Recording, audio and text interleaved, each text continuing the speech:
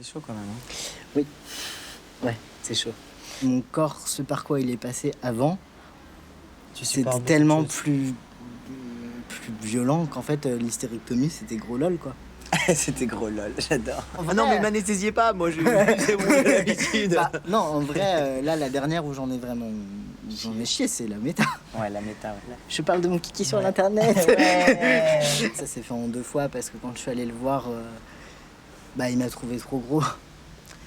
Donc, il a lourdement insisté pour faire une micro-abdominoplastie avant, en me parlant pas du tout du côté esthétique, en fait, en me faisant peur, parce que concrètement, c'est ce qu'il a fait. Qu'il y avait des risques d'infection, parce que comme j'avais du ventre qui retombait sur le pubis, il y avait des risques patati patata. Donc j'ai dit oui, mais c'était consenti, c'est-à-dire que j'ai réfléchi.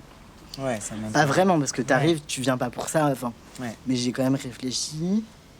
Donc en gros, c'est quoi? C'est qu'il a coupé, il a enlevé du gras et il a enlevé de la peau. Ouais. L'opération du ventre, elle est pas prise en compte par la LD, hein. Je l'ai payée. Hein. C'est cher? 2000. Oh. Là où ça a été très compliqué, c'est qu'en fait, il a refait preuve de grossophobie. Ah ouais? Pourquoi? Parce que déjà, je l'ai pas vu en chambre. Je l'ai vu vraiment au moment de descendre. J'étais déjà sous prémédication, donc t'es pas très très frais. Ouais. Et il me dit, ah, vous avez repris du poids, je vais voir, je vais peut-être encore vous retirer du gras, puis je vous ferai le pénis après. Wow. Et ce à quoi j'ai fait, non, en fait. Mais en fait, heureusement que j'ai eu assez de clarté, parce que quand t'es prémédiqué, il commence à te shooter quand même. Ouais, bah ouais. Donc j'ai eu assez de clarté pour lui dire non. Je suis remonté de bloc tout seul dans le coton, et en fait, sans savoir, c'est ça qui a été horrible, sans savoir s'il avait fait mon pénis ou pas. C'est ça qui a été horrible, ces 24 heures-là, parce qu'en fait, je n'ai vu les résultats que 24 heures après. Est-ce que c'est bon? Est-ce que je l'ai? Est-ce que c'est fini? Est-ce que ça va? Est-ce que... Ouais, ça a été... Par contre, finalement, le lendemain, quand ils ont retiré les pansements, c'est bon, c'est fini. Comme t'as fait cette hystérectomie, t'es obligé de tout le temps être hormoné, quoi, pour fonctionner. Si une infirmière ou un infirmier me voyait faire mes injections, je pense que ça se passerait pas très bien. Mais parce qu'en fait, j'ai qu'une main. Ouais. Je casse l'ampoule, je la tiens de la main gauche, comme je peux. Je prends la seringue entre les dents, je la tiens de la main droite, et après, en fait, je prélève en ayant la seringue entre les dents.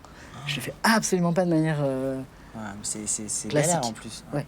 Alors que tu vois, au Québec, non seulement c'est en sous-cutané, mais en plus de ça, c'est dans des flacons.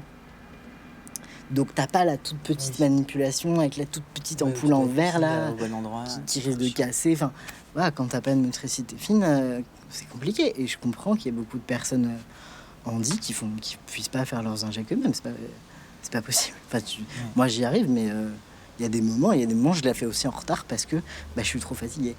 Et je sais que je vais pas y arriver parce que... Et pourquoi t'appelles pas une infirmière ou un infirmier? Parce que je veux pas dépendre de quelqu'un. Pour ma transition, ça, je voulais garder la main. Pour une fois, c'est moi qui décide.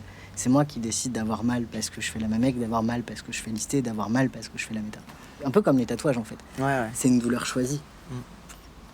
Et résultat, le produit fini, entre guillemets, m'appartient. Les cicatrices de mamec, je les ferai pas recouvrir parce que j'ai beaucoup d'autres cicatrices. Et c'est des cicatrices que j'ai pas choisies. Et celles-là, je les ai choisies. Donc, je suis fier de mes cicatrices. Ouais. Il y a ce truc-là de... C'est à moi. Putain, mais tu vois que t'es un héros. Non, je suis juste très pratique. C'est ça. C'est ça. On l'appelle le David 3000. David 3000. Je porte les sacs, les manteaux.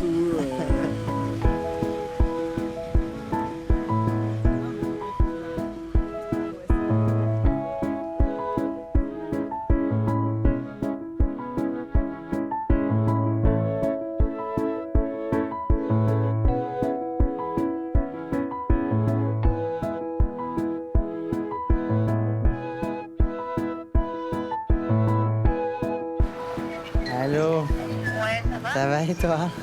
J'arrive chez Eve, l'interprète trop mignonne là. En fait, elle m'a invitée. Non mais aussi, c'est pas parce que quelqu'un te dit venir chez lui qu'il va un date avec la personne, enfin. Si. Enfin, pardon, moi si j'invite quelqu'un chez moi, c'est pour qu'elle, hein. Ah bon? Bah oui. Je voudrais simplement que tu te fasses pas d'idées trop vite. Écoute, elle m'a invitée chez elle, c'est tout ce que je vois. Ok, vas-y, tu me textes quand tu es Ok. Je te texte demain matin quand je rentre chez moi. Oh, putain.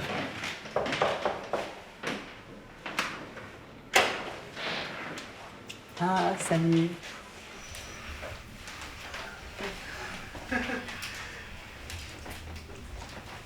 Salut. Salut. Ça va? Bon, on est en cours de réunion, Ok. tu peux t'asseoir. Ok.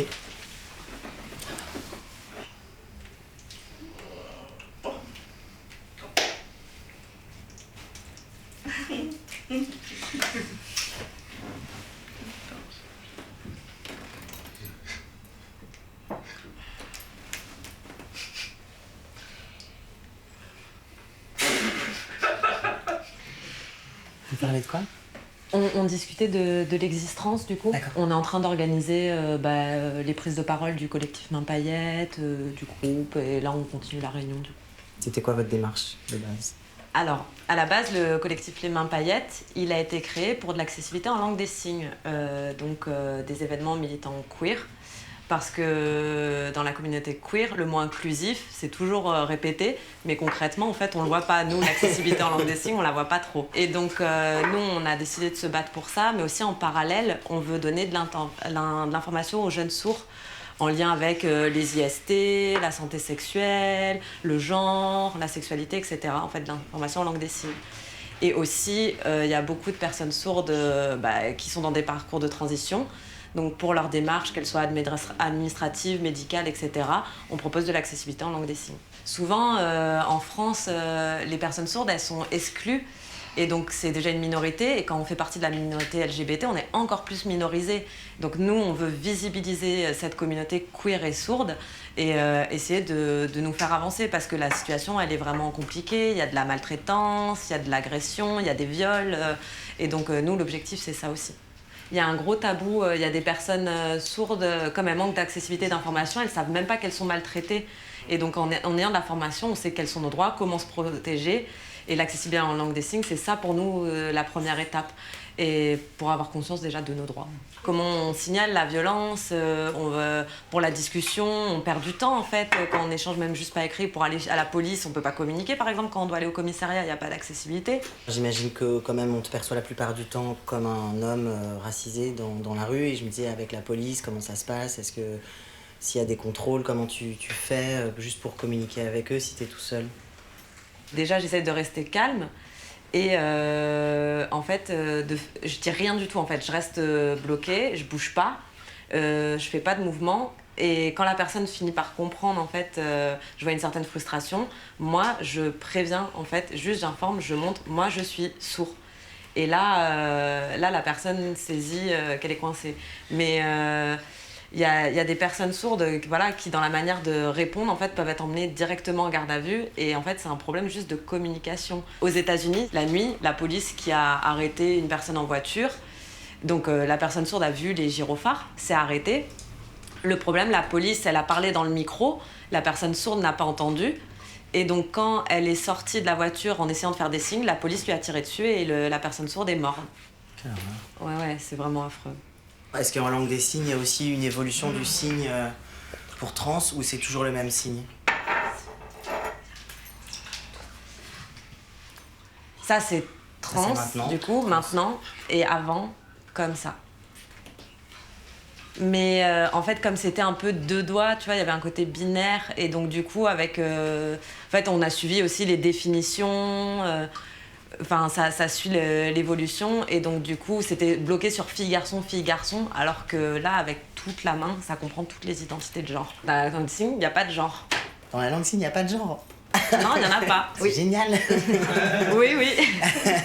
Par exemple, le signe pour dire beau ou belle, c'est le même signe. C'est comme ça, et c'est beau ou belle. J'adore. Drop your mask, shoot a cat. Let's do the party with the golden ticket.